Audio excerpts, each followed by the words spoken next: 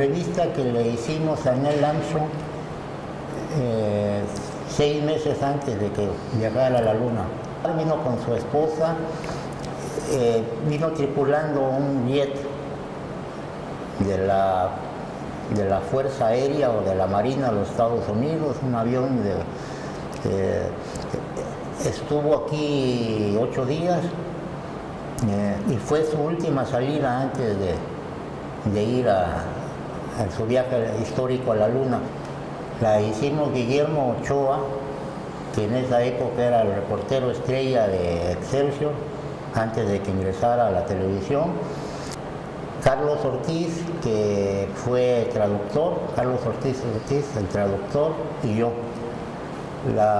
Carlos traducía con el auxilio de Carlos Solana, que era uno de los gerentes de las brisas en esa época. Estuvimos con Neil Armstrong más de 1 hora en la oficina del señor Brandstetter, que era el director general, y la entrevista fue concedida gracias a Carlos Solana, que es un amigo mío muy estimado.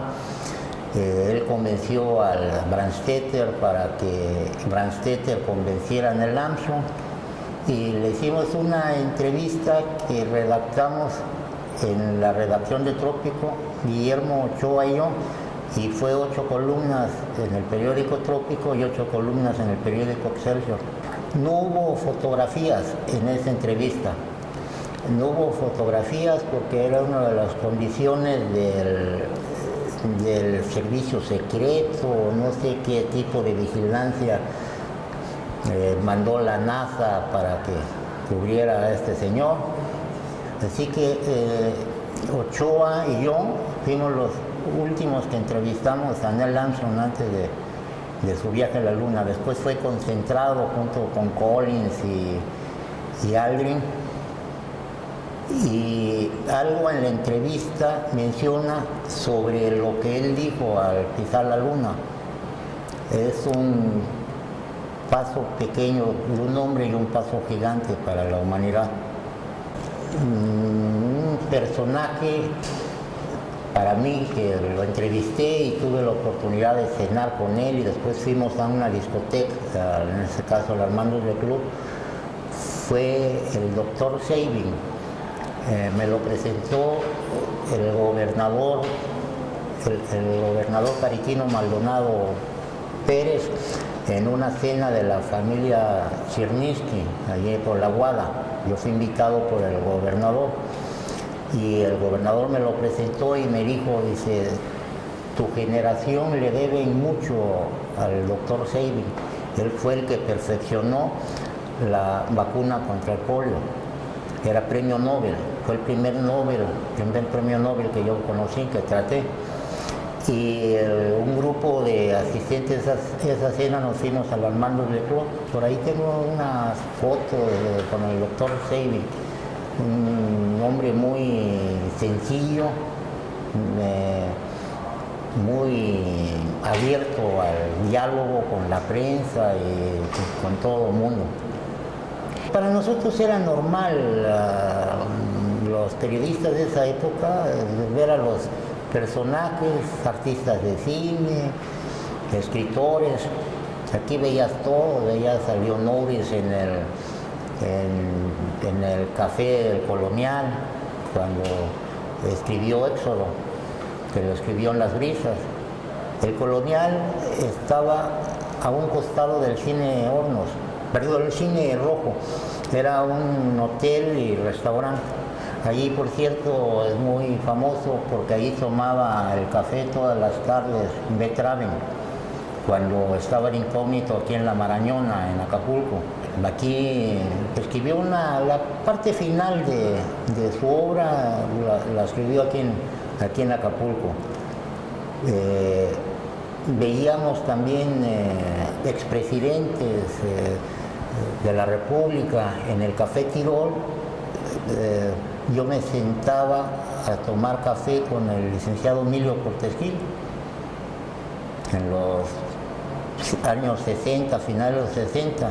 Emilio Portes Gil vivía aquí en Acapulco, iba todas las tardes al café y nos conocía a todo el mundo.